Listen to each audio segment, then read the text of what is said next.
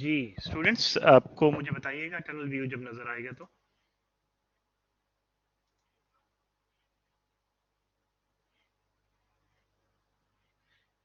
Yeah.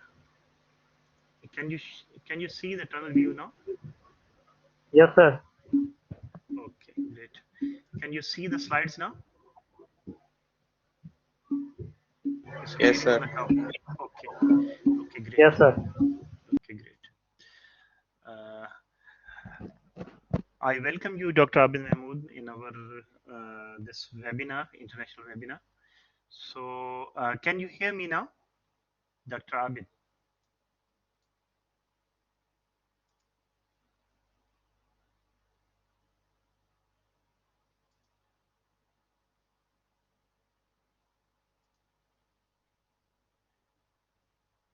Yes, sir. We can. I'm talking to our guest speaker, Dr. Abid. Can you hear me now, Dr. Abid?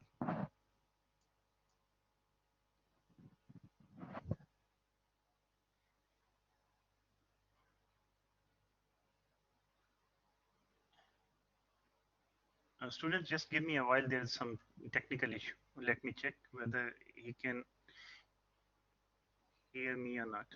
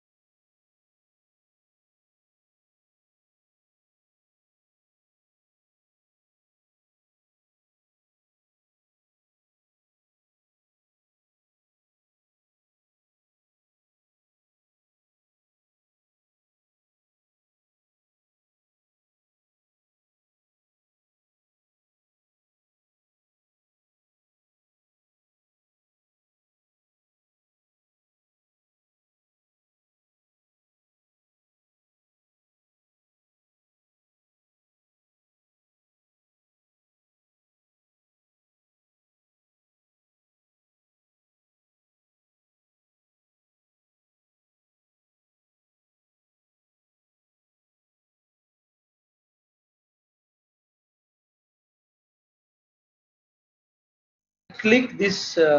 Yeah, now I think it's okay. Yeah, I can. Okay, good, great.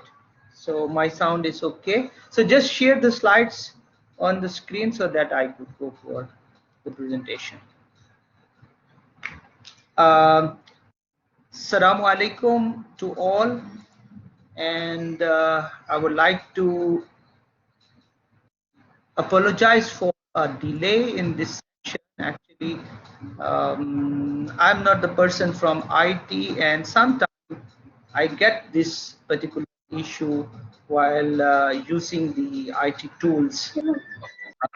Alhamdulillah, your professor Dr. Abid is well versed with this particular uh, you know tools and techniques to use. Okay, thank you, Dr. Abid, and I would like to just give you a small introduction to myself. As you also know, yes, I will go for Urdu for short, but the thing is that the presentation is in English and I need to go with English as well. Okay, so it will be a mix.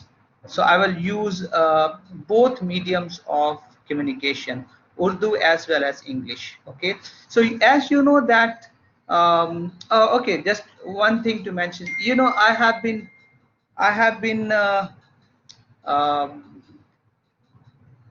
delivering my lectures for about 14 years in international universities, or and there I have been just simply delivering my lecture in English. That's why somewhere you will find it for myself difficult to communicate, particularly in Urdu language, because the terms we are using and other things we are using will remain in English. So just with me, and inshallah I will make it so easy that you will understand what I actually intend to to give it to you.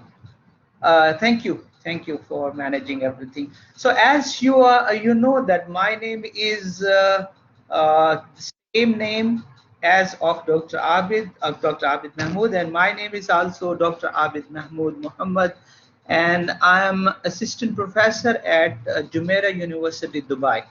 I have been there for a long time, okay, about 14 years. And out of 14 years, around 11 years, I'm engaged in delivering my lectures on Islamic banking and finance.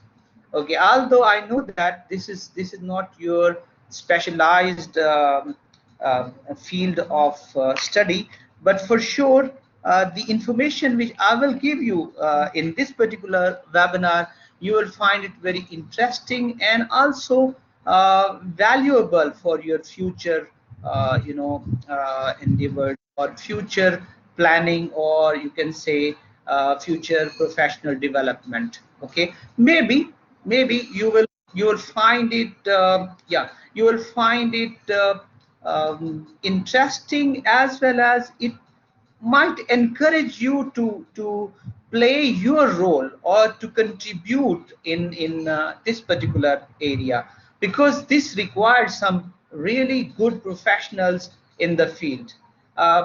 Just few days back, I was talking to one of the mufti here in Lahore, and he was clearly mentioning to me that there is a big demand in the market for those who are having a very good professional knowledge relating to conventional finance, conventional accounting, and they have a good knowledge of Sharia compliance relating to the accounting and relating to the financial aspects of the business. So there is a great potential in it, and for sure, after going through this particular session, maybe some one of or some of you will be encouraged, inshallah, to go for it. Okay, so let's see what I'm going to talk about in this particular webinar. Okay, so here, as you can see, the topic, that is financial accounting, the Islamic perspective. So what I'm going to talk about is, we are going to talk about the financial accounting in general, and how this financial accounting is being adopted by the Islamic financial institutions. When I'm saying Islamic accounting, actually I'm referring it to accounting or accounting system, accounting procedure, accounting tool, which is used which is used by the Islamic financial institution. And as you know that when I'm talking about Islamic financial institutions, I'm talking about Islamic banks, I'm talking about Islamic insurance companies, I'm talking about even the general businesses who prepare their financial records through the accounting process. And for both, in accounting and also auditing, and for other aspects, the international financial reporting standards or generally accepted accounting principles are the main source of accounting. Okay, now here we will talk about a brief comparison between Islamic accounting, or in other words, I usually say accounting for Islamic businesses or Sharia compliant businesses, as compared to the conventional businesses, and how they are actually adopting the accounting system. Since you are the students of accounting in conventional businesses, so I don't think so there is much to talk about relating to the conventional accounting system. Here I will be focusing on some Islamic perspective of accounting, and then it will be related, and you can easily find out that how Islamic accounting is a bit different to the conventional accounting. Okay, now let's go to the topic and details of the topic. So in introduction, first of all, we need to talk about why there is a need of Islamic accounting. Is there a need of Islamic accounting or no? So this is a very, very important, important question. First of all, let me tell you, whenever we are talking about something about Islamic, actually we are talking about that there is nothing which is against the Islamic principle. If it is, there is nothing against the Islamic principles or Islamic rulings or Sharia principles or Sharia rulings, we will call it Islamic. That's a very simple, straightforward concept in Islamic perspective. Everything is Islamic. In other words, I'm saying everything is Islamic if it is not against the Sharia ruling.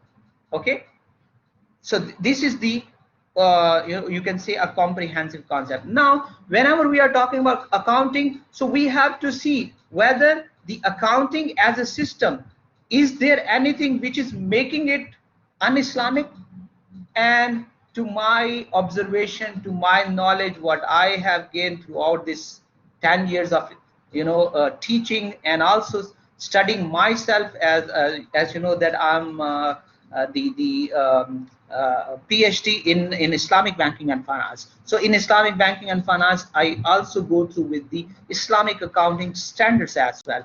So here I see that in conventional accounting, there is nothing against Sharia. So if there is nothing against Sharia, can we call this type of accounting as Islamic? This is a big question. Now what we actually do in when we are talking about Islamic accounting, that we see that the how the business is working, what is there in the business which might be against the Sharia principles. So if we are avoiding that transactions to be recorded in terms of accounting, then we will call it, it's a Islamic way of creating an account. For example, riba or interest is disallowed. It's haram.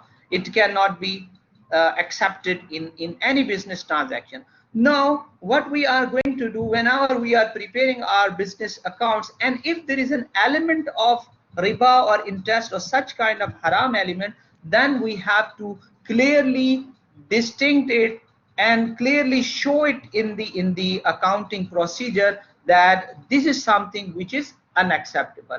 So here when we are going to give the financial reports in which this particular type of thing is clearly mentioned, we will call it, yes, it is Islamic, it is accounting for Islamic financial institutions. Other thing which is very important, that if we are not accepting some of the way of transaction, then there are some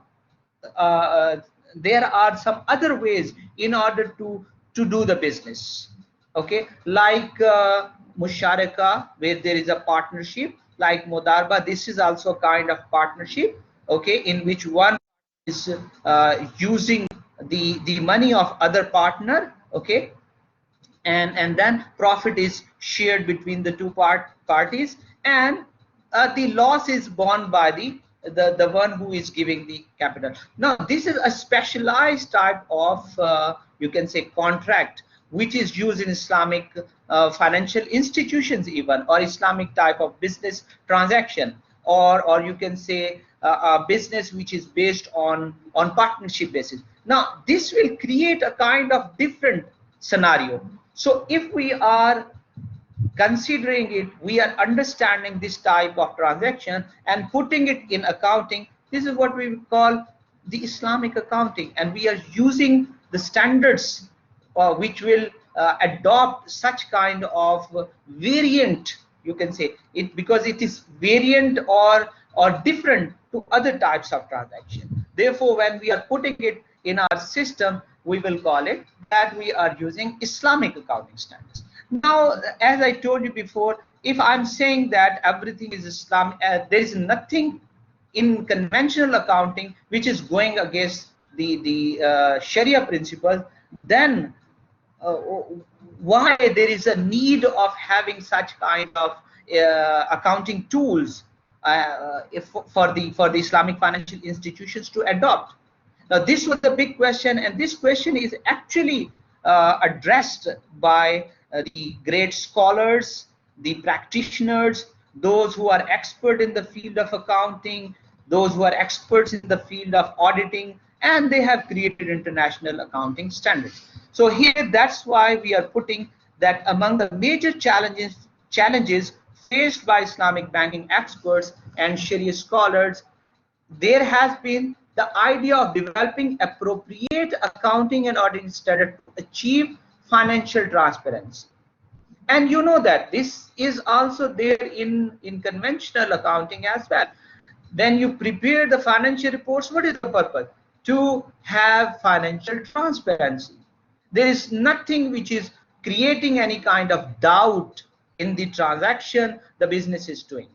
Number two, enhance the quality of financial services in the society. Now, accounting, accounting is a word coming from account and accountable or such kind of thing as well. So here we see that something called muhasaba. Muhasaba means that you are going to hold someone responsible. This concept is very much clear in Islamic perspective, that whenever there is a business, whenever there are some parties, there might be a buyer, seller, one partner with another partner. There is one muajjar and mustajar, those that the lessor and lessee, okay, all they are creating a relationship between two. So when the relationship between two parties is created for conducting any transaction, there should be a transparency, there should be a quality of work, there should be a trust between the parties, and it will depend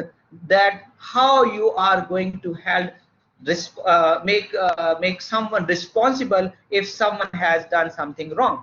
So this will come through the accounting process. When accounting process goes on, everything is clarified, that who is doing what in terms of the numbers, economic transactions, as well as you can also find some ethical values here as well. Okay, so here, that's why the scholars, they were very much keen in terms of bringing the standards to be utilized or to be used by the Islamic financial institutions, so that they can continue their transactions or their financial dealings in a proper way, in a more transparent way, and also Sharia compliant way.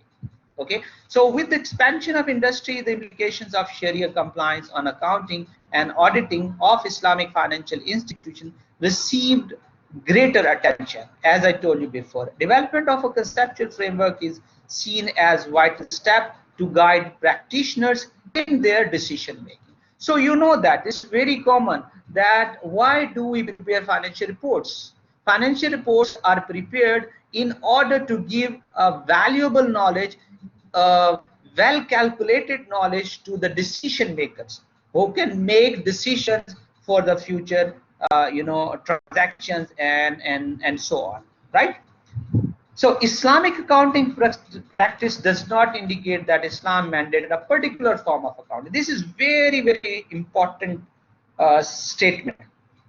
Whenever we are talking about Islamic accounting, it doesn't mean that there is accounting which is a very specialized and different to all. No, it's not a particular form of accounting, but whenever we do any transaction based on Sharia compliant contracts, then how they have to be adopted or how they have to be recorded in the accounting process, this is when we apply, this becomes a kind of a way where we find Islamic accounting, okay, or what we call, this is accounting standards we are adopting for Islamic financial institutions. So however, the manifestation of Islamic faith simply implies that there are particular forms of accounting to suit the needs of Islamic religious requirements. As I gave you one example, riba, interest, If there is any transaction, that is haram. So you have to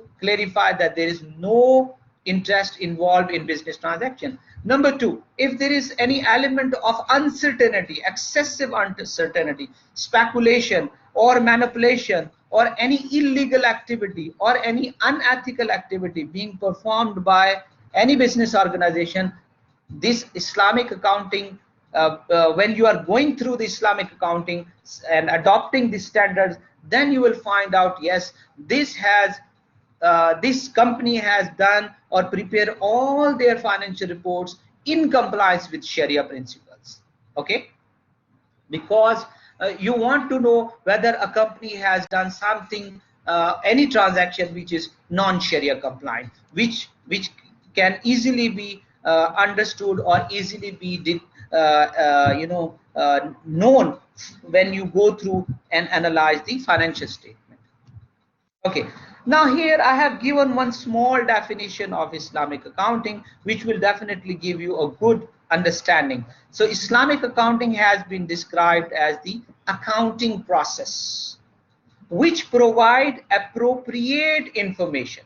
Now this is very important, appropriate information, and not necessarily limited to financial data. So here we see that this also create a comprehensive information about Islamic accounting, or comprehensive, or you can say it has expanded the scope of accounting, that Islamic accounting is not limited to only financial data. Islamic accounting is also going to touch upon those elements which are considered as unethical, immoral, or unacceptable as per the Sharia principles, as per the Sharia rulings. So it will determine that to stakeholders of an entity, organization, to ensure that the entity is continuously operating within the bounds of Islamic Sharia.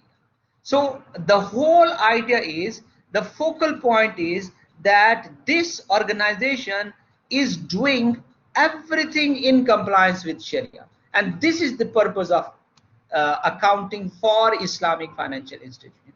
That is why Islamic accounting standards have been developed. So very important and focal point is this, that Islamic accounting focuses on the determination of the business which is being conducted or which is being done by the business organization in compliance with Sharia.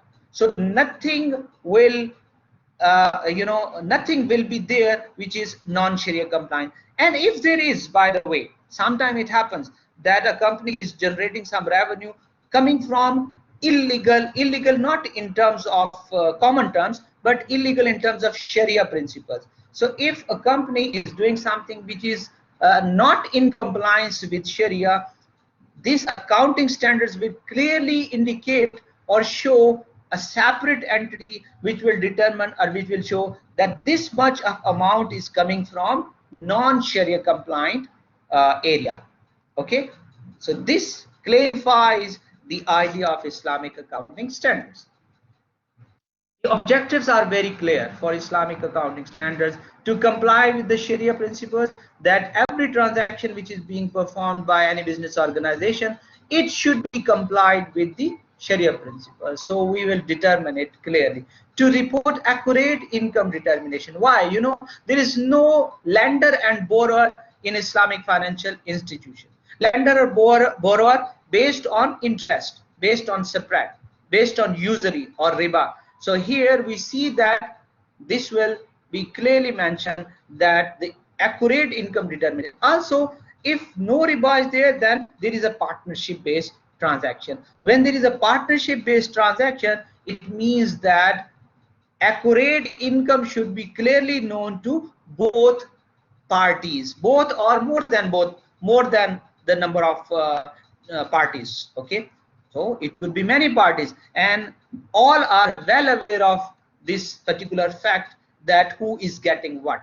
Okay, so because there is a profit and sharing. To promote efficiency and leadership, so this is also common perspective in this. Commitment to justice, very important. Now there we mentioned that it is not linked with the financial data. but it is also considered as the ethical behavior of the business. Okay, when we are talking about ethical behavior of the business, we want to make sure that there is a fairness and justice to all contractual parties. We are not, one party is not cheating to other party, therefore gharar is unacceptable. Or even the profit determination, if it is wrong, this is unethical. If loss is not being shared properly, it is also unethical. If one party is doing the businesses which might not be haram but which can be considered as immoral or unethical, definitely it will create a kind of commitment to justice, which will be clearly determined through the accounting process for Islamic financial institutions to report good things. Good thing means those things which we consider as unproductive, useless, fertile, or something which is not considered as productive, okay, not helpful or beneficial for the society, we are not going to take it. So if a company is doing something that will be clearly mentioned in the accounting system, and therefore our accounting reports or financial reports, it means that we can easily understand that to what extent this particular business organization is following the Sharia rules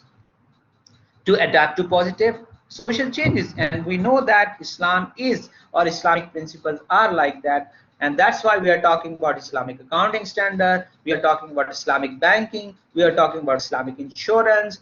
Why? Because these are the new things which were not there in the days of the Holy Prophet. So it is the Sharia principle are more adaptive.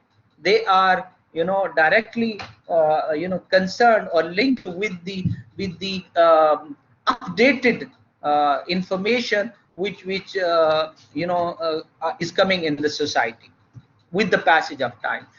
And as you know that everything which we find it there in conventional accounting process, accounting standards being adopted, is definitely being accepted here in the Islamic perspective as well.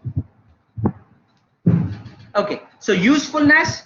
To be useful, accounting information must target the interest of external users. The information should be relevant, information should be reliable, information which is being prepared by the Islamic financial institution, it should be comparable, it should be consistent, and understandability is also very important in this respect.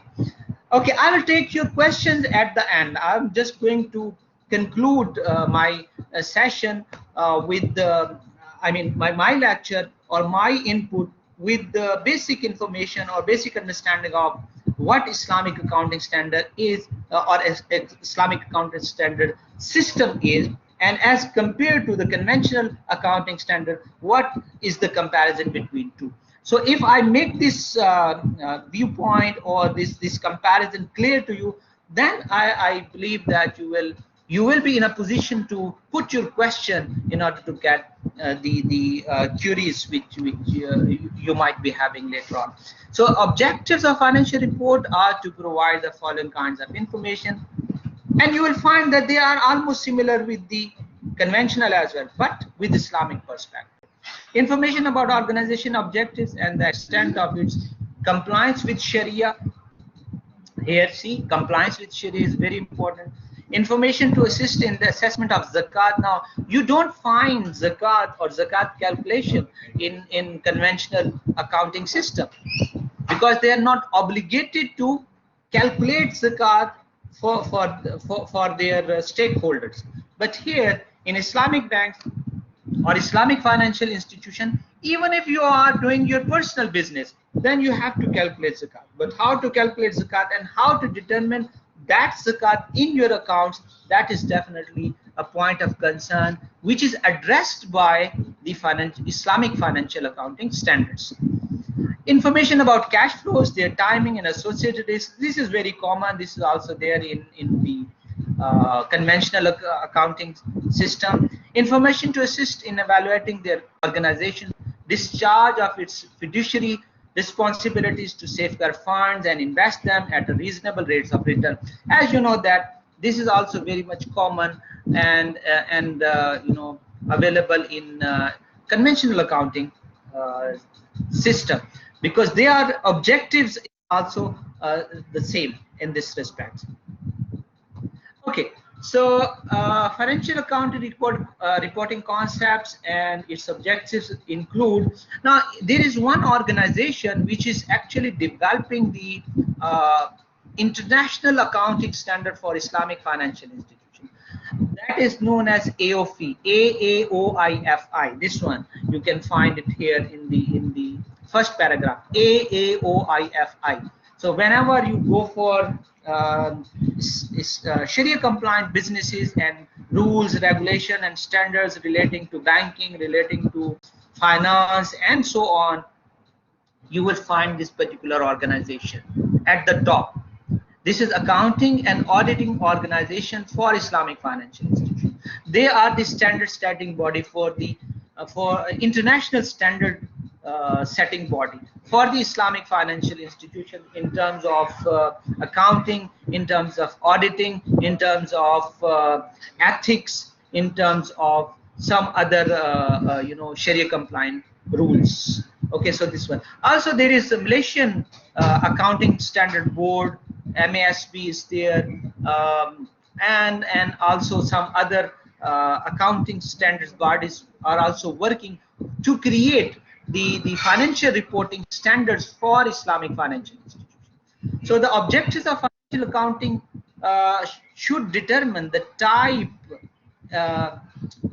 and nature of information to be included in the financial reports in order to assist users in making their informed decisions. So therefore, the objectives of financial accounting should focus on the common information needs of the identified users of financial reports. So we know that whenever the financial reports are created, these are used by the internal as well as external stakeholders, right? So externals are the shareholders might be, or the auditors, the government agencies, the other authorities, and internal are like board of directors or management on directors and so on. So their objectives are very much clear in this respect. And final slide is there in front of you, Dr. Abid. Yes, thank you for bringing this slide. Conventional versus Islamic accounting. As I told you, whenever the standards are met in order to record the Sharia compliant businesses, this is what we call Islamic accounting. There is nothing special to Islamic accounting, but simple financial record which is Sharia compliant, and when it is recorded, this becomes Islamic accounting. However, if we compare these two systems, we will find that conventional accounting is based upon modern commercial law. So we are not concerned about ethical, moral, religious rulings in the conventional accounting. However, whenever we are talking about Islamic accounting and its standards, actually we are concerned about the ethical behavior or ethical rules, ethical regulations, which are actually originated from the main source of Sharia. And main source of Sharia are Quran and the Sunnah of the Holy Prophet, peace be upon him. Then in conventional accounting, we find personal accountability, limited disclosure of information. We know that only what is required to be disclosed in terms of legal requirements, which for example, for the banks, the state bank is requiring, or some other chartered accountant authorities they require, or tax authorities they require. Only that information is to be required to be disclosed in conventional accounting. Whereas in Islamic, whenever we are talking about Islamic accounting, we are concerned about full disclosure of information. Particularly, we must say that at least that information which is required by all the stakeholders to know. Okay, it is not limited to what the law says, but it is going beyond that. Okay, so it means public accountability is the focus point here. So when there is a public accountability, it requires the full disclosure of information. Full doesn't mean that everything. Full means that at least that information which is required by all stakeholders. Okay. Okay, I will take all the question at the end. So Dr. Abid, kindly please note down what the students have asked the question. So at the end, I will take all these questions and I will try to respond to them. Okay, so economic rationalism is there in conventional accounting, whereas communal approach is there. This Islamic accounting is more concerned about bringing the information, so that the standards should be used in order to bring the information which helps to the whole community, not linked with. That's why, you know, unethical, immoral, anything which is destructive for the society, anything which is non-beneficial or not beneficial for the society, like say for example smoking. Now smoking, definitely we know that it's although it's not haram, it's something which is harmful for the society. It's injurious to health. Now if we are talking about Islamic accounting standard, we will take this particular issue into consideration, that anything coming from this particular area, we should be trying to avoid that one. So we will focus on this and just inform that this should not be accepted. Then profit maximization is the main issue in conventional accounting. How much you make the profit, nobody bother about it. Whereas in Islamic accounting, we are concerned about some society, as we have seen it before, communal, public, all this is, or reasonable profit, all this is towards the society, to upbring the society. As we know that I have been telling this for all the time, that there is no Islamic banking if there is no ethics. Okay, so Islamic banking, Islamic finance is based on ethics.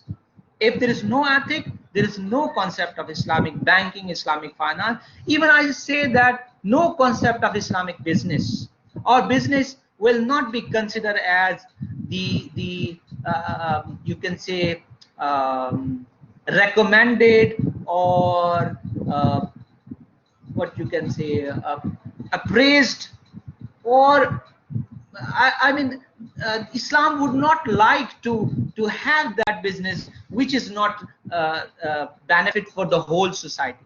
And riba is one of the example. Riba means riba is given as the idea in Quran, that due to riba the wealth is actually concentrated on some sectors of the society. Okay, whereas business brings the prosperity for the whole society. That's what we say, that Islamic, whenever we attach anything Islamic, we are concerned about the ethical behavior.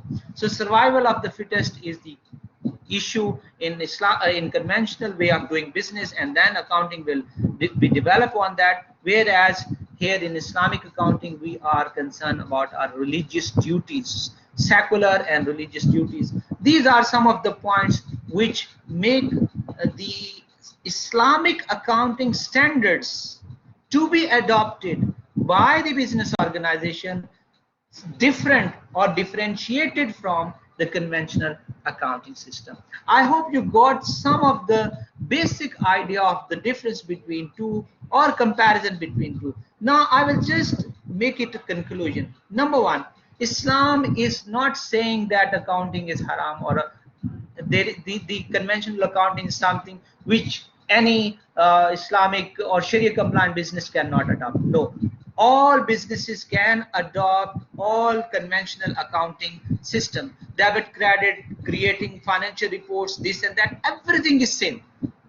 The only difference is that Islam is concerned about all those information to be disclosed, which is beneficial, or which is required to be disclosed to all the stakeholders. Anything which is creating any transaction or any element which is not accepted by Sharia, then it cannot be accepted or it cannot be recorded. Even if it is recorded, it has to be recorded in a separate identity or entity, that this is which is going out of the box. This is what which cannot be accepted. So the Islamic accounting is based on the principle of muhasaba. I think this is Urdu word as well. Muhasaba, apna muhasaba karna, right? So accounting is like muhasaba. तो हम मुहासबा करते हैं कि Islamic और शरिया compliant businesses ऐसे होने चाहिए कि जिनको हम जब रिकॉर्ड करें तो हमारे सामने पूरे बिजनेस की पिक्चर क्लियर हो जाए कि क्या क्या चीजें हैं जो कि शरिया कंप्लायंट हैं और क्या कोई ऐसा एलिमेंट मौजूद है जो कि शरिया से टकराता है, जो कि शरिया के खिलाफ होता है, तो ऐसी चीज को भी हम डिस्क्लोज करें और प्रॉपर्ली डिस्क्लोज करें, right? This is what we call Islamic accounting standards. Okay, so I tried to give you some basic concept on it. I hope you got the idea. Now for sure I will spend all my time to respond to your questions, and a question can be simply asked by Dr. Abid if he wants to just simply read out the question and then share with me, and I will try my best to give you whatever understanding I have.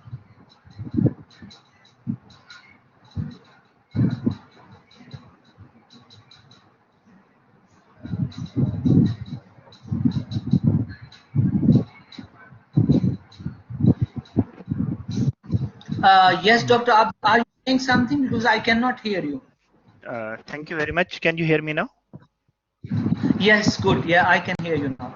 Thank you very much for I especially enjoyed your presence here and the information you have imparted to our students. Certainly it's new information for all the students and also for me. And now I will encourage the students to come on the mic and ask the questions. If they're shy, they cannot come on the mic, then at least they can write the questions. I will read out those questions and Dr. Abid will surely will answer those questions. Yes, any I think Dr. Abid, some of the students have put their questions in writing. I will read out those questions. Students, if you want to come on the mic, just raise your hand. I will open your mic. Your mic is already open, but you raise your hands first, huh? Before asking the question. Now I will see your question, whatever you have typed here. So, okay. Okay, our student, one of the students asked, is banking possible with 0% interest rate?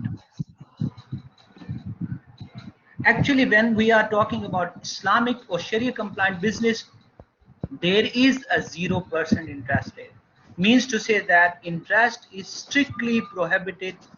Any business who is indulged or involved in such kind of business, it means that he is not doing the business in compliance with Sharia. So zero, it should be zero. Okay. Now the there are some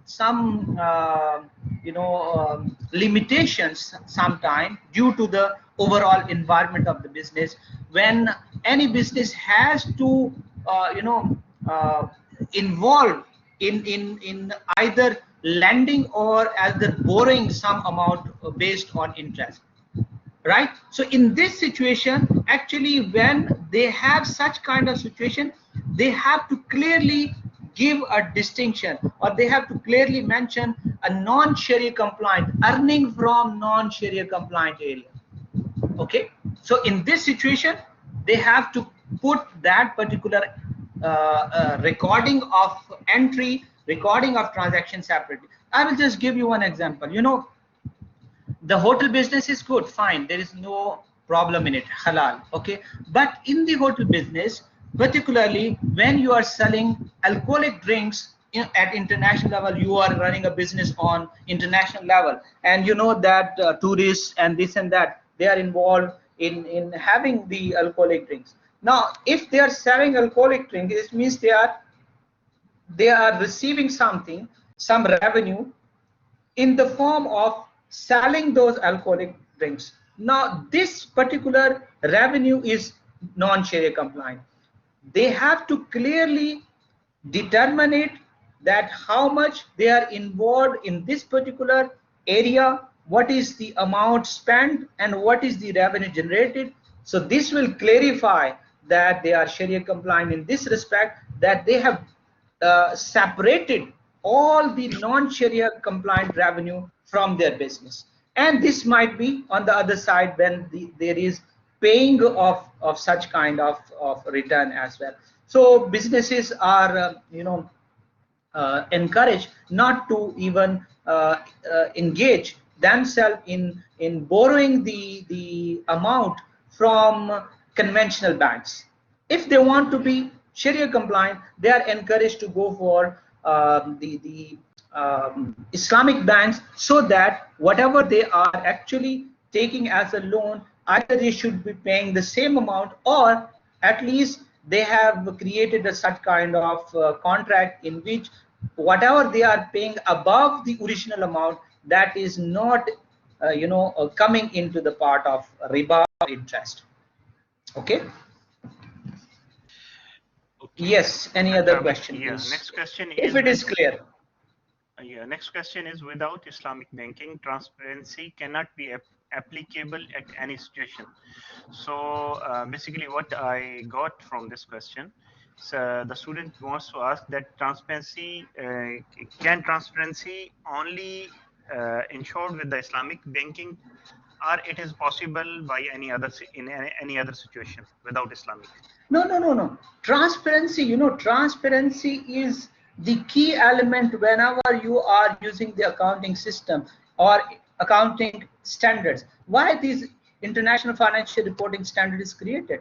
IFRS, you are familiar with that. Why GAAP, in used in America, generally accepted accounting principle? Why? This is all about transparency. They want to make sure that everything what the business is doing transparently or properly, or at least in terms of legal manners, they are depicted, they are shown in their financial reports. Okay, so it doesn't mean that when I'm saying transparency because of Islamic accounting standards, transparency is also required in conventional or international financial reporting standards. Here what we are focusing on transparency is that what is required in Sharia. Okay, just to give an example, that there are two partners. Now in Islamic way of financing, one cannot lend or borrow on interest. Now what other option they have in order to have the finance? They can go for a partnership based business. Now when they are clarifying that we are going to be making a financing based on partnership, here they have to determine what is the percentage between the two partners to distribute in terms of profit. Either it is 50-50, maybe 60-40, maybe 30-70.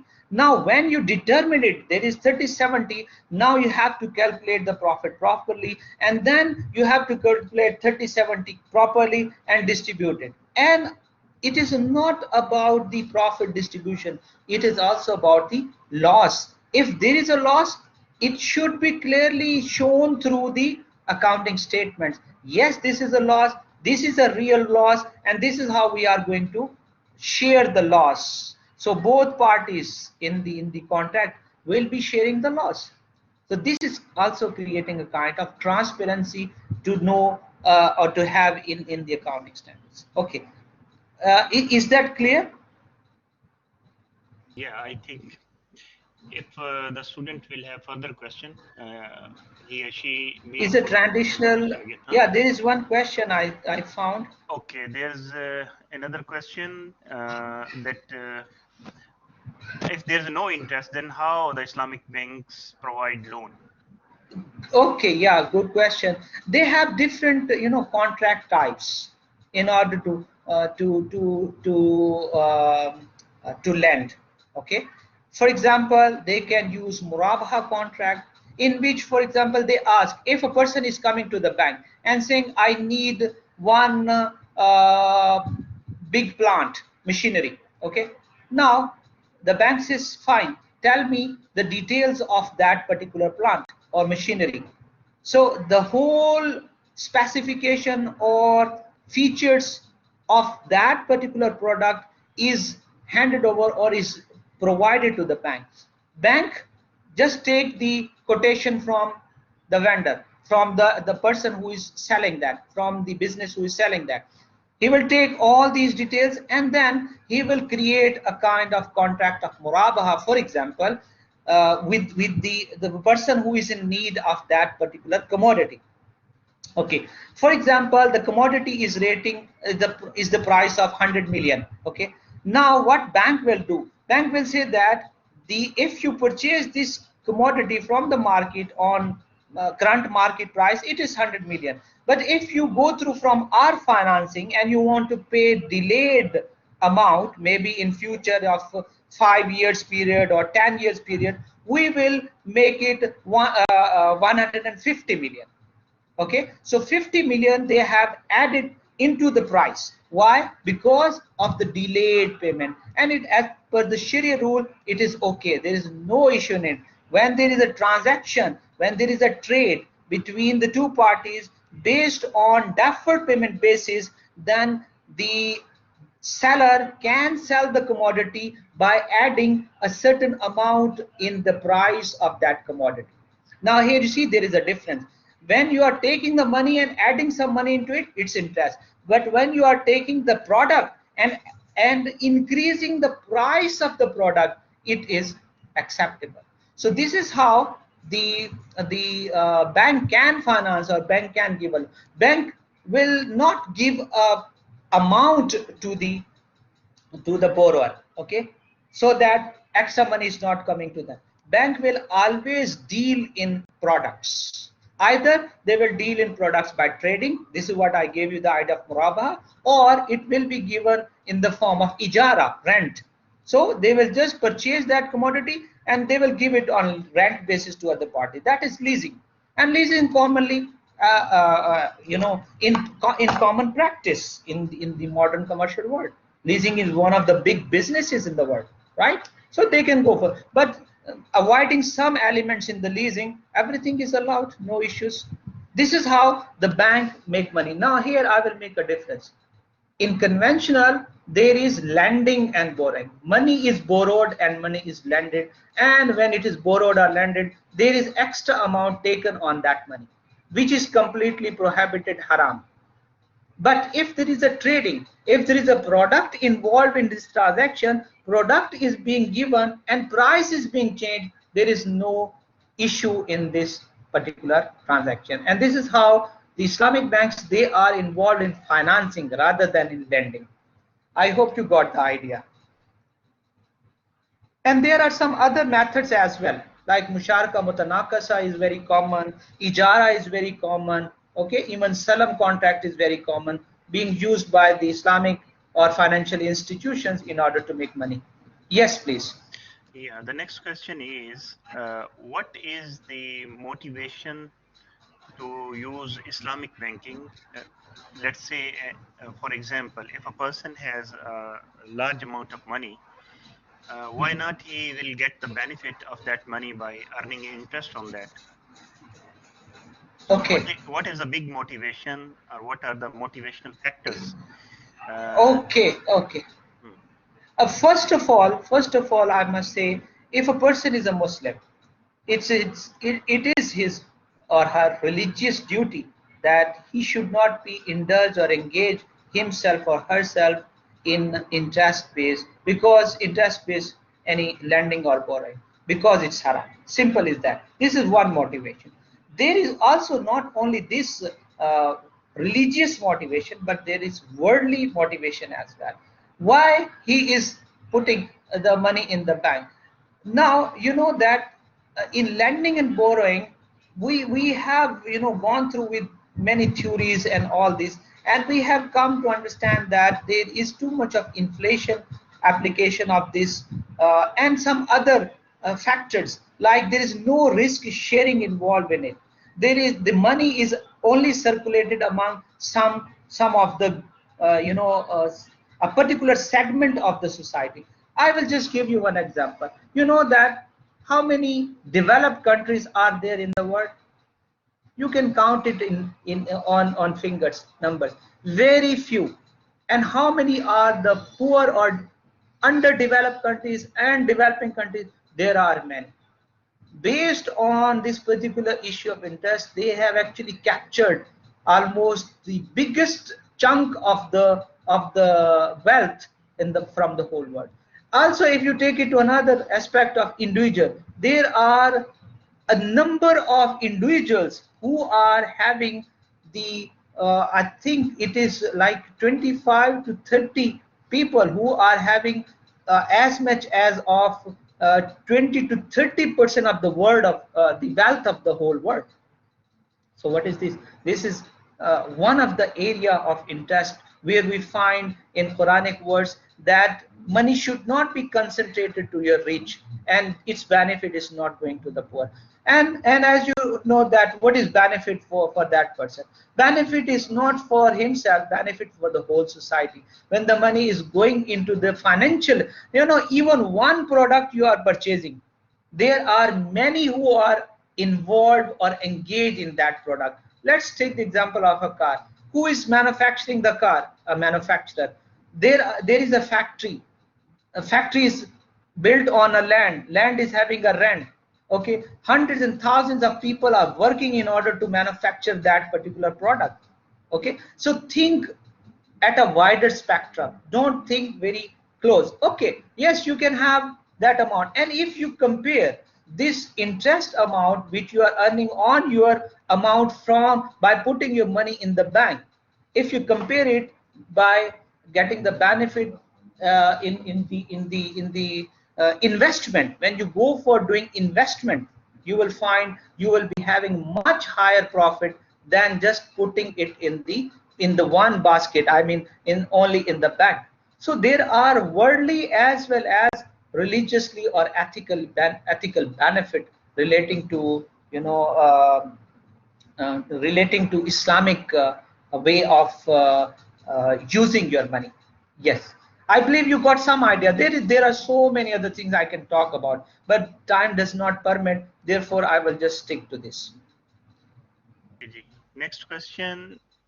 The next question is about the Islamic financial institutions. They interact with other conventional institutions who are involved all of these activities, like not according to Sharia rules.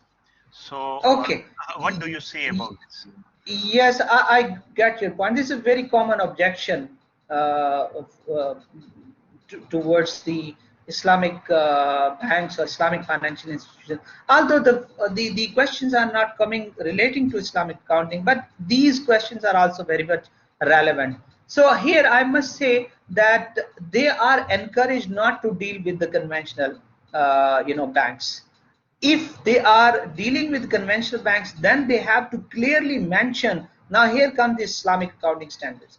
They have to clearly mention that this is the area where they earn something or where they are going to give something in the form of interest, which is non-Sharia compliant. So they have to clearly mention in their accounting. And when they clearly mention, it means they are separating that particular amount from their accounting, from their financial activities or economic activities. Okay, even if they are dealing with them, they have to put them separate. Why they are dealing with them? There is a simple answer to this, that they are given a kind of interim relaxation.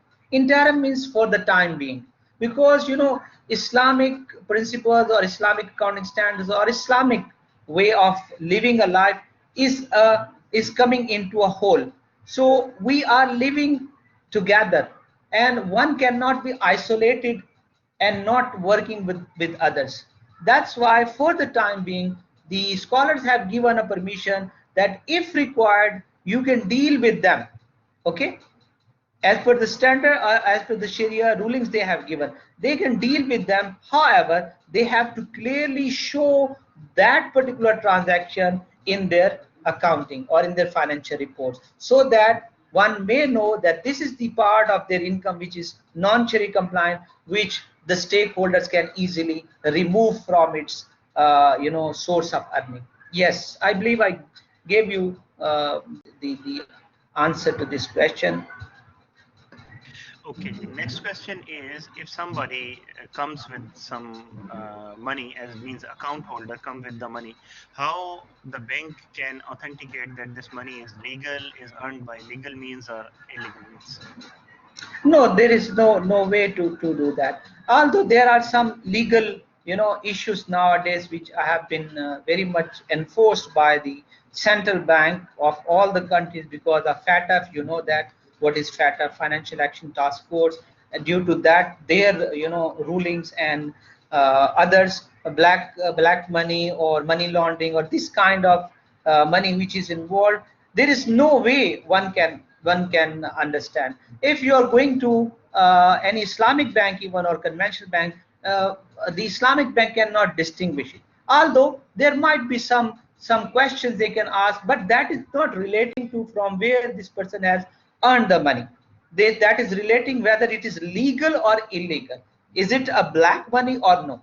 Okay, we are not talking about here the Islamic rulings. Maybe he has earned with by selling the alcoholic drinks, or he has earned it through smuggling, or he has earned it through lending and borrowing on interest. Is the bank will not be concerned about. The bank will not be able to know that. So they do not go into deep relating to this. And also, it is not their headache to know whether this money is halal or not halal. They are concerned about whether they are doing the business in compliance with Sharia or no. Okay, so you got the idea. They are concerned about that, and they will focus on that. And there is a Sharia board, by the way, in Islamic banks, on Islamic financial institutions, which will keep on looking each and every transaction the Islamic financial institution is doing, whether it is allowed or disallowed. So if there is something which is disallowed, they will clearly point out that this is not allowed, why you are doing this, and they have to change their board. I believe I gave you the answer, satisfactory answer to this question. Yes, Dr. Abid, if there is, I think we have Yeah, maybe there's one, one two more. minutes more. So try to limit the questions. I have to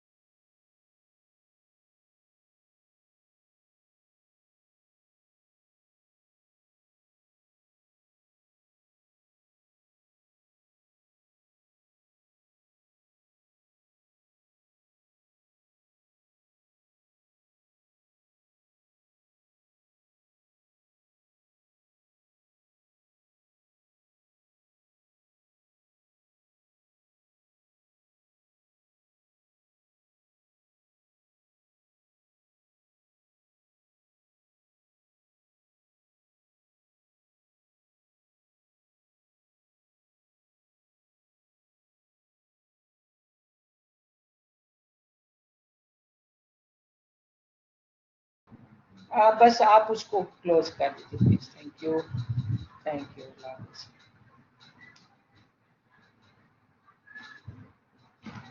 Okay, guys, so this is Ma Salama from my side. I would like to leave now. I hope I have given you some basic understandings of the difference between conventional and Islamic accounting. I intend to actually give you the idea through one example as well. But I think when you will read it out, inshallah, you will find the difference if you just go through and make a comparison between the financial statement of any Islamic bank with comparison with the conventional bank. Inshallah, it will give you a good idea. Thank you and Allah Hafiz.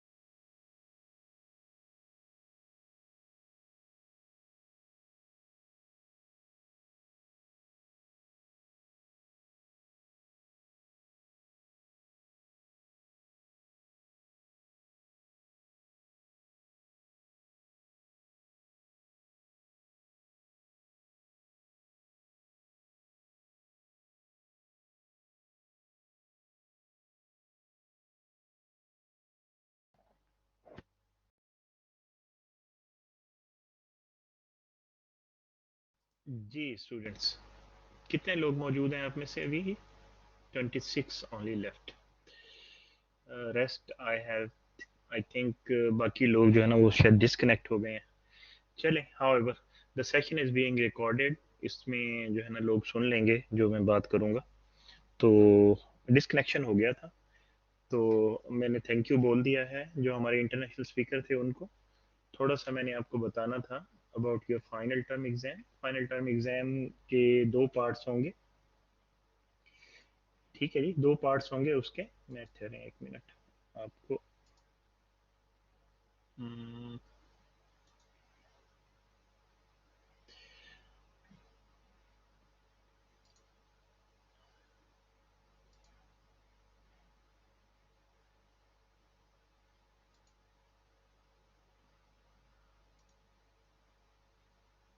एक minute मैं बताता हूँ आपको। अभी लिख नहीं रहा, writing हो जाती है ना। चले मैं बोल देता हूँ, आप रिकॉर्डिंग तो है ना, सुन लीजिएगा। अच्छा, आपके 40 मिनट्स का 40 मार्क्स का आपका होगा फाइनल का एग्जाम, जिसमें 20 मार्क्स के आपके ऑब्जेक्टिव्स होंगे और 20 मार्क्स के सब्जेक्टिव पेपर होगा आपका। क्योंकि हमने मिड में सिर्फ सब्जेक्टिव पेपर लिया था, तो इस बार जो सब्जेक्टिव पेपर है वो 20 मार्क्स का होगा। मिड का आपका 25 का था, उसमें मैंने एमसीक्यूज इंक्लूड नहीं किए थे। तो अब की बार जो आपका सब्जेक्टिव पेपर होगा, दोनों पेपर अलग अलग होंगे और दोनों का टाइम भी अलग अलग होगा। मोस्ट प्रॉब्ली जो टाइम होगा ऑब्जेक्टिव पेपर को सॉल्व करने का, जो एमसीक्यूज का पार्ट है उसको सॉल्व करने का जो टाइम होगा वो मे बी 1 आवर होगा आपका, ठीक है। मे बी 1 आवर होगा या 40 मिनट्स होगा, डिपेंड करता है कि नंबर ऑफ क्वेश्चंस कितने हैं उसके अंदर, ठीक है। 40 मिनट से लेके 1 आवर तक हो सकता है। दो अटेम्प्ट आपको दी जाएंगी उसके अंदर एज यूजल, यानी अगर एक अटेम्प्ट में किसी कोई प्रॉब्लम हो गई है तो नेक्स्ट अटेम्प्ट में आप उसको करेक्ट कर सकते हैं। और आपके जो बेस्ट मार्क्स आएंगे एमसीक्यूज में, जैसे आपके क्विज के अंदर होता है, वो ही उसके अंदर कंसिडर होंगे, ठीक है। और दूसरा पार्ट, अच्छा आपके इसके अंदर जो एमसीक्यूज होंगे वो 20 एमसीक्यूज आएंगे, सिर्फ अपने 20 एमसीक्यूज को आंसर करना होगा। और आपके जो टॉपिक्स इंक्लूडेड होंगे इसमें, वो आपके टॉपिक्स इंक्लूडेड होंगे मिड के बाद के, ठीक है। या यूं समझ लें कि सब्जेक्टिव में जिन चीज़ों को ज़्यादा पूछा गया है, कुछ क्वेश्चन उसके बारे में होंगे और ज़्यादा क्वेश्चन जो है उनके बारे में होंगे जिन चैप्टर्स के सब्जेक्टिव में क्वेश्चन नहीं होंगे वो ऑब्जेक्टिव में कवर अप हो जाएंगे और बाकी सब्जेक्टिव में कवर अप हो जाएंगे आपके, ठीक है। लेकिन ज़्यादा एम्फेसिस आपने जो रखना है वो आपने जो आखिर में जो हमने टॉपिक्स कवर किए हैं उनके ऊपर रखना है आपने। आखिरी टॉपिक्स हमारे जो थे वो थे अपना कारपोरेशन और स्टेटमेंट ऑफ कैश फ्लो थी, ठीक है। लॉन्ग टर्म लाइबिलिटी का क्विज नहीं हुआ, क्विज उसका मैं डालूंगा, ठीक है, अभी भी मैं डालूंगा क्विज और उसको उसमें आपको टाइम भी दूंगा। और आज जो है मैं आपके सारे क्विजेज ओपन कर रहा हूँ, चाहे वो मॉर्निंग की क्लास के स्टूडेंट्स हैं चाहे वो इवनिंग की क्लास के स्टूडेंट्स हैं, आपके तमाम क्विजेस, तमाम असाइनमेंट्स, एक्टिविटीज, जिसका जो कुछ भी था जिस क्लास में, वो सब का सब मैं अभी ओपन कर दूंगा आपका। और ये आपका ओपन रहेगा संडे तक, ठीक है। आज थर्सडे है ना, तो ये संडे तक ओपन रहेगा आपका, ठीक है। संडे को आपका एग्जाम स्टार्ट हो रहे हैं, तो संडे को ये क्लोज हो जाएगा आपका, ठीक है। संडे समझ लें आप, संडे पहला पेपर आपका 8:30 पे होता है ना, तो 8:30 तक का टाइम आपके पास होगा मॉर्निंग में संडे का, कि आप अपने जितने भी जिसके कोई क्विजेज रहते हैं, कोई असाइनमेंट्स रहती हैं, कोई एक्टिविटीज अगर हैं कोई रहती है, तो वो सारी जिनकी रहती हैं वो उसको कंप्लीट कर लेंगे। लेकिन मिड टर्म का एग्जाम और मिड टर्म का एमसीक्यू ओपन नहीं होगा। वो ओपन होगा सिर्फ उन लोगों के लिए जिन्होंने पेपर अपलोड किया था लेकिन उनका पेपर अपलोड नहीं हो सका, ये सिर्फ उनके लिए होगा, ठीक है।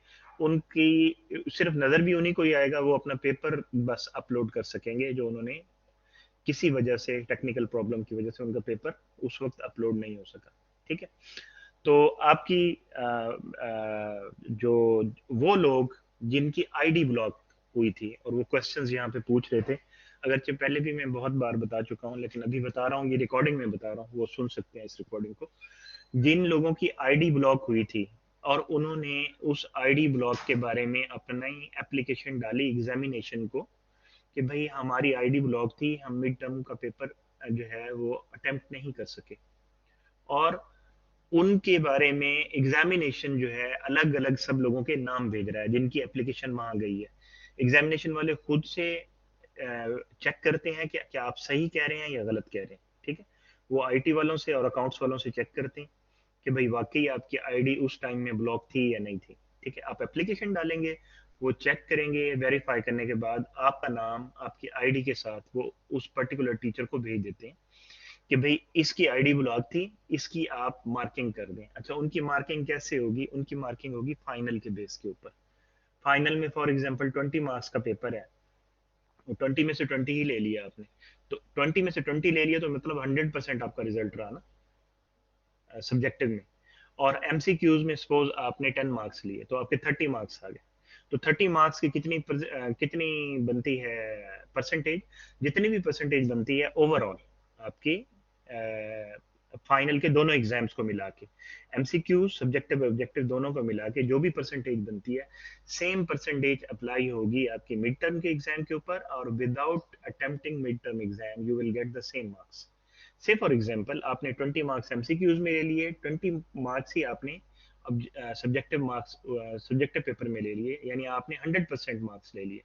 आपने 40 मार्क्स ले लिए तो आपको मिड टर्म में 25 के 25 पूरे मिल जाएंगे, ठीक है, बगैर अटेम्प्ट किए।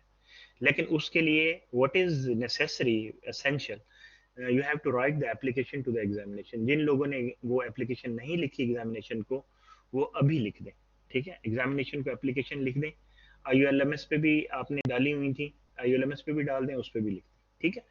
तो आपका जो है वो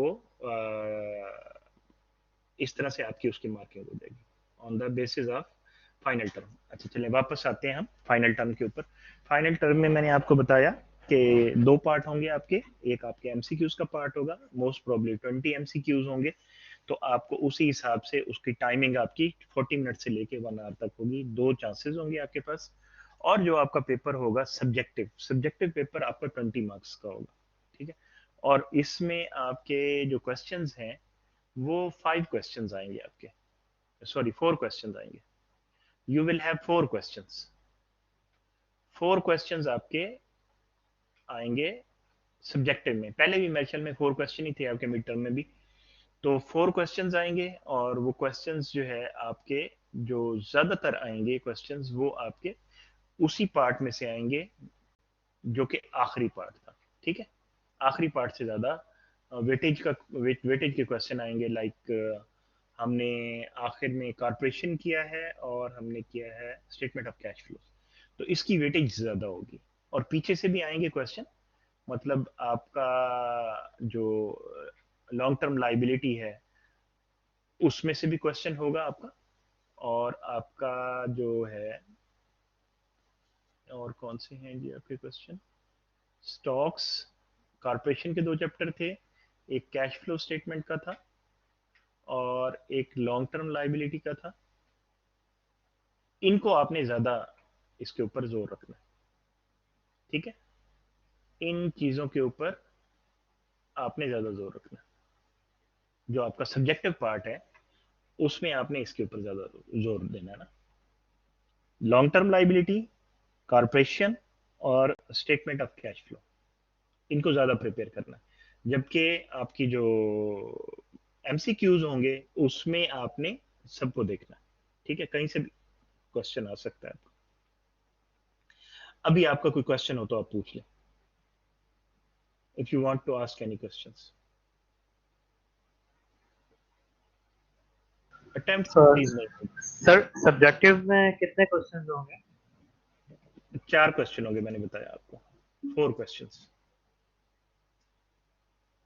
यू विल हैव 4 क्वेश्चंस, लेकिन उनके जो मार्क्स हैं वो अलग अलग होंगे, मार्क्स उनके बताए हुए होंगे, कुछ क्वेश्चंस के मार्क्स ज्यादा होंगे, कुछ के कम होंगे, लेकिन वो उसको जो अटेम्प्ट करने का जो टाइम है उसी हिसाब से होगा। अगर कोई क्वेश्चन बड़ा है यानी उसको ज्यादा टाइम लगता है अटेम्प्ट करने में, तो उसके मार्क्स भी ज्यादा होंगे। और कोई क्वेश्चन ऐसा है जो कि छोटा है, जल्दी टाइम में 5 मिनट में हो सकता है, 7 मिनट में, 10 मिनट में हो सकता है, तो उसके मार्क्स भी उसी हिसाब से होंगे। यानी एक क्वेश्चन ऐसा है जिसमें आधा घंटा लगता है आपको, तो उसके मार्क्स ज्यादा होंगे, जिसमें 10 मिनट लगते हैं उसके मार्क्स कम होंगे। तो सर इसमें पार्ट्स तो नहीं होंगे ना, जैसे एक क्वेश्चन का ए बी सी इस तरह से? जी जी पार्ट्स होंगे, पार्ट्स वो रिलेटेड पार्ट्स होते हैं ना बेसिकली, ओके। रिलेट करते हैं ना, जैसे पहले भी आया था तो रिलेट ही करते थे ना कि आप जी जी जनरल जी। जनरल की एंट्रीज करें, फिर उनको पोस्ट करें, फिर आप ट्रायल बैलेंस बनाएं। ठीक है, ओके ओके ओके। इसी तरह से वो रिलेट करते होंगे पार्ट्स, ऐसे नहीं होगा कि बिल्कुल सेपरेट पार्ट्स हो, वो पार्ट्स रिलेट करते होंगे। ठीक है, पार्ट्स होंगे।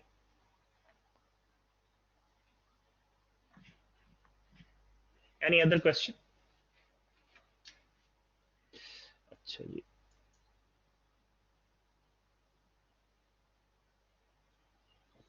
नहीं जो आपका सब्जेक्टिव पेपर है ना, उसका टाइम आपका होगा तकरीबन मेरे ख्याल में मिनिमम 2 आवर्स का होगा, 2 आवर्स या 2 आवर्स से ज्यादा का होगा। ठीक है, और जो आपका सब्जेक्ट ऑब्जेक्टिव पेपर होगा ना, सब्जेक्टिव का जो टाइम है 2 घंटे या 2 घंटे से ज्यादा का होगा, और जो आपका ऑब्जेक्टिव होगा उसका टाइम जो है वो 40 मिनट से लेके 1 आवर तक होगा। ठीक है, अटेम्प्ट दोनों की दो दो होंगी आपके पास। ठीक है, जो दूसरी अटेम्प्ट है उसका उसका जो लॉजिक है उसको अंडरस्टैंड कर लें। उसका लॉजिक ये नहीं है कि आप उसको रीअटेम्प्ट करना शुरू कर दें पेपर को, उसकी लॉजिक ये है कि इन केस कोई टेक्निकल ग्लिच हो जाता है, आप अपलोड नहीं कर सकते पेपर, या आपने एमसीक्यूज वाला पार्ट किया, आपको लगा कि एमसीक्यूज कुछ गलत हो गए हैं आपके, तो आप दोबारा उसको करना चाह रहे हैं, तो एमसीक्यूज वाले तो चलो जल्दी हो जाता है, लेकिन सब्जेक्टिव में ये है कि अपलोड नहीं हो सका तो आप दूसरी बार अपलोड करेंगे, और इसमें खास तौर पे देखेंगे क्योंकि सब्जेक्टिव जो पेपर है उसकी आपको कंफर्मेशन ईमेल आती है, आपका जो ऑफिशियल ईमेल अकाउंट है जिससे आपने लॉगिन किया है ब्लैक बोर्ड के ऊपर, उसके ऊपर ईमेल आएगी। जब आपने ईमेल को देखना है, कंफर्मेशन ईमेल को, तो आपने चेक करना है कि अपलोडेड फाइल का साइज कितना है। अगर वो 0 KB होगा तो इसका मतलब आपकी फाइल अपलोड नहीं हुई।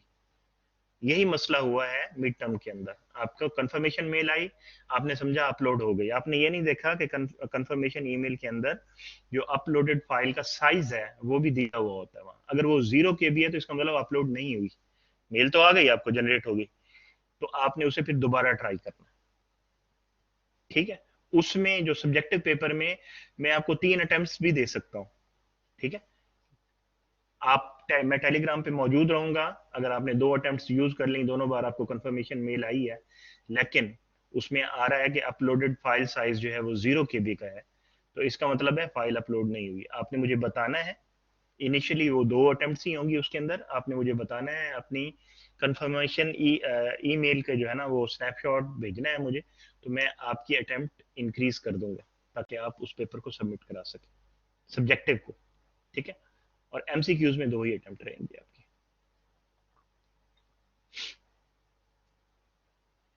जी, एनी अदर क्वेश्चन?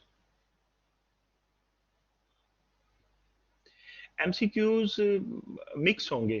ठीक है, मिक्स होंगे, कुछ उसमें थ्योरेटिकल वाले होंगे, कुछ कैलकुलेशन वाले भी होंगे। यानी ऑन एवरेज ये है कि आपका एमसीक्यू जो है ना, एक एमसीक्यू अगर आपका एक एमसीक्यू का क्वेश्चन है मल्टीपल चॉइस का, तो उसको करने में यानी आपको जो टाइम है 2 मिनट से लेके 2-3 मिनट में हो जाना चाहिए, ये होगा। अगर एक एमसीक्यू ऐसा है जो देखते ही आपको पता चल जाता है, यानी आप 10 सेकंड में उसको कर लेते हैं, तो उसका टाइम फिर एडजस्ट हो जाएगा दूसरे एमसीक्यू के अंदर। कुछ बहुत इजी होंगे, कुछ थोड़े से ज़्यादा टफ होते हैं, लेकिन वो होता ये है कि एमसीक्यूज का पूरा पूल होता है पीछे, और सबको एक जैसे एमसीक्यूज नहीं आ रहे होते, बल्कि आप जब सेकंड अटेम्प्ट करते हैं तो क्वेश्चन ही चेंज हो जाते हैं उसके अंदर, समटाइम पूरे क्वेश्चन ही चेंज हो जाते हैं। ठीक है, तो उसका पूल काफी बड़ा होता है, मतलब उसका पूल आप समझ लें कि 400-500 क्वेश्चन में से आपको 20 क्वेश्चन उठा के दे रहा है, तो उसमें कितना चांस होगा कि दोबारा आपका जो है कौन सा क्वेश्चन आएगा।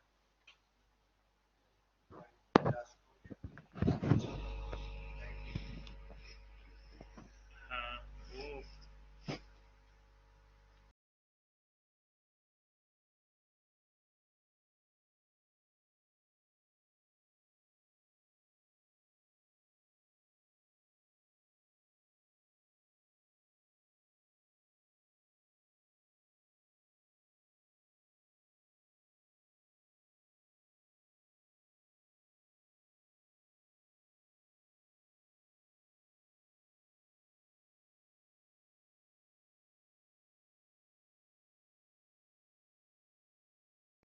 जी, मैं एक दफा फिर आपको बता दूं, जो आपने सब्जेक्टिव के अंदर जिन टॉपिक्स को आपने ज्यादा टाइम देना है ना सब्जेक्टिव के लिए, वो टॉपिक आपके हैं long term liability, corporation 1, corporation 2 और आपका स्टेटमेंट ऑफ कैश फ्लो।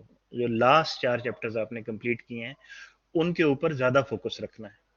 यानी यूं समझ लें 80-90% आपका जो सब्जेक्टिव का है वो यहां से दूंगा मैं आपको, ठीक है। और जबकि एमसीक्यूज के अंदर पीछे से भी क्वेश्चन आएंगे, आगे से भी आएंगे। यानी यूं समझ लें कि 80% या 90% weightage of the subjective is from these 4 chapters. So in 4 chapters को ज्यादा अच्छी तरह से इनको टाइम दे सब्जेक्टिव के लिए। एमसीक्यूज आपका ओवरऑल जो मिड के बाद का है, मिड से पहले वाली कोई चीज नहीं आएगी, मिड के बाद का। यानी हमने मर्चेंडाइजिंग से स्टार्ट किया था, हमने कितने चैप्टर किए हैं मिड के बाद? हमने मर्चेंडाइजिंग का चैप्टर किया है, हमने फिक्स एसेट्स का चैप्टर किया है, फिर हमने किया है करंट लाइबिलिटीज का चैप्टर किया है, पेरोल और करंट लाइबिलिटीज का 3 चैप्टर ये किए हैं, और 7 चैप्टर हमने किए मिड के बाद, ठीक है। तो 7 चैप्टर किए ना, तो आपने टोटल 7 चैप्टर्स को देखना है एमसीक्यूज के लिए, और 4 चैप्टर्स को मेनली देखना है। यानी अगर 20 मार्क्स का पेपर है तो समझ लें 16 से लेके 18 मार्क्स तक वो आपका आखिरी 4 चैप्टर्स में से होगा। यानी अगर कोई पीछे का पार्ट होगा करंट लाइबिलिटीज से और मर्चेंडाइजिंग से और फिक्स एसेट से, तो वो 2 से 4 नंबर तक का होगा, ठीक है। हो सकता है ना भी हो उसमें से, यानी मैक्सिमम यही हो सकता है। तो आपको आइडिया हो जाएगा कि आपने कहाँ फोकस करना है।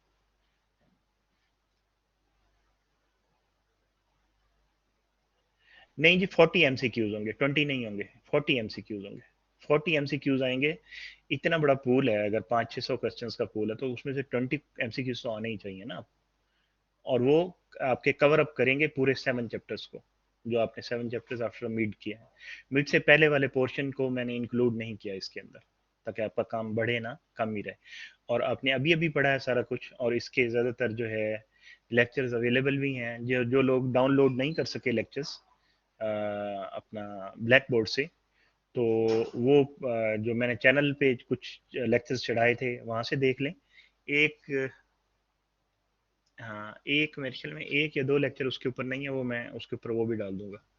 और आपका जो पेपर है वो मैंने आपके साथ डिस्कस करना था उसका सॉल्यूशन, तो उसकी वीडियो तो मैंने नहीं डाली, लेकिन उस पेपर को मैंने सॉल्व ऑलमोस्ट कर लिया है। वो एक्सेल फाइल पे सॉल्व कर रहा हूँ मैं, वो सॉल्व हो गया तो उसको मैं जो है ना आपके ब्लैक बोर्ड पे डाल दूंगा, ठीक है। लेक्चर्स के अंदर जाके आप देख लीजिएगा, वहां पे मैं डाल दूंगा, लेकिन ये मैं कल डालूंगा, ठीक है। कल डालूंगा। चैनल नेम भी बताया था, यहाँ मैंने चैनल नेम का लिंक भी दिया था। मैं दोबारा शेयर कर देता हूँ, 1 मिनट ओपन करना पड़ेगा मुझे,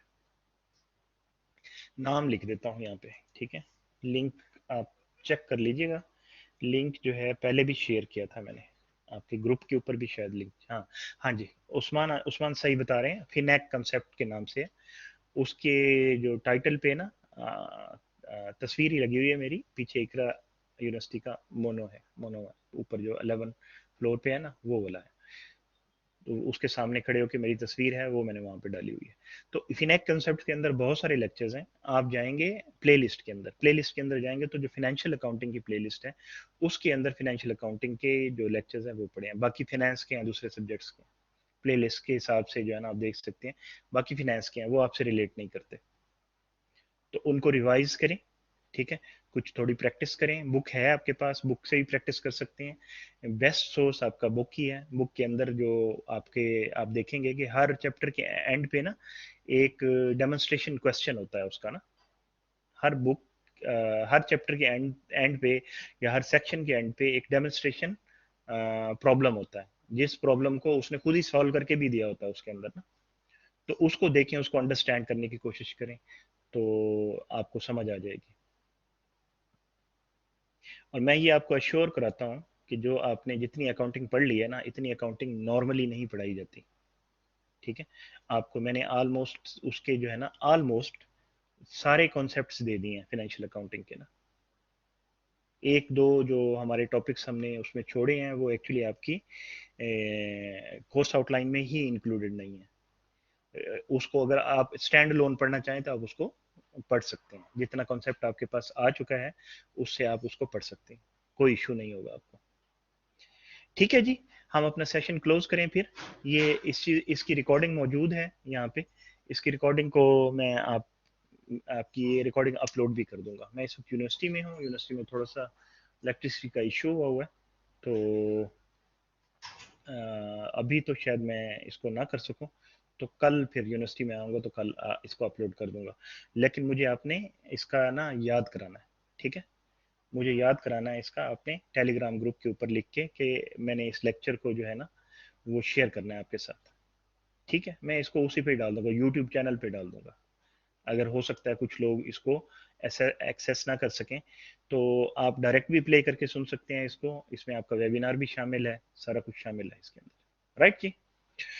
ओके जी, take care, best of luck. आपका जो पेपर सॉल्व है मिड टर्म का वो आपकी उसके अंदर आ जाएगा, लेक्चर्स के अंदर, ठीक है? एक्सेल की शीट को मैं वहां डाल दूंगा, वो आप वहां से देख लीजिएगा। ओके जी, टेक केयर, अल्लाह हाफ़िज़।